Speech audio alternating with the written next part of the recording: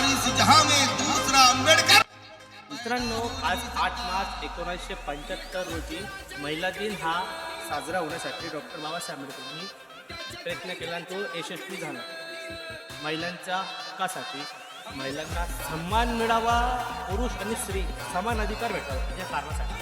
तर मित्रांनो, माझं फक्त एवढंच म्हणणं आहे तुमच्यासाठी आणि प्रत्येक स्त्रीसाठी आजच्या दिवसासाठी, तर तुम्ही जे आज सन्मान घेताय प्रत्येक गोष्टीचा, काय तुम्ही आज कोणत्याही पोस्टवर आहे, तुम्हाला जो अधिकार भेटतोय, प्रत्येक गोष्टीचा तुम्हाला तो सन्मान भेटतोय, तुम्हाला त्या हव्यात जे तुम्ही करतायत प्रत्येक गोष्टी, जे तुम्ही प्रत्येक गोष्टीचा न्याय, हक्क आणि आधार, प्रत्येक गोष्टी शिक्षणाबरोबर तुम्ही करतायत ना, हे फक्त आणि फक्त डॉक्टर बाबासाहेब आंबेडकर. ही गोष्ट तुम्ही विसरू नका मित्रांनो. प्रत्येक स्त्रीला माझं एवढंच म्हणणं आहे की तुम्ही अख्खं जग विसरून जा, प्रत्येक जग विसरून जा, पण डॉक्टर बाबासाहेब आंबेडकरांना तुम्ही विसरू नका. कारण की एक छोटीशी गोष्ट आहे, प्रत्येक स्त्रीवर जेवढं तुमच्या बापाचा उपकार नाही तुमच्यावरती, तेवढं तुमच्या भाऊचे उपकार नसतील ना, त्याच्यापेक्षाही खूप जास्त उपकार फक्त महिलांवरती डॉक्टर बाबासाहेब आंबेडकरांनी केलेले.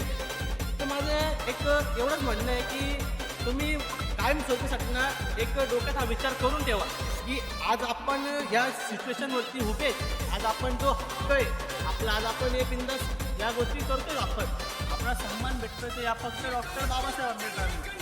तर माझं एवढंच म्हणणं आहे की तुम्ही पूर्वीच्या काळात तुम्हाला काही दिसत नव्हतं, तुम्हाला कसं ठेवतं ते मला सांगायची गरज नाही आहे, कारण की मला माहिती आहे, मला माहिती नाही.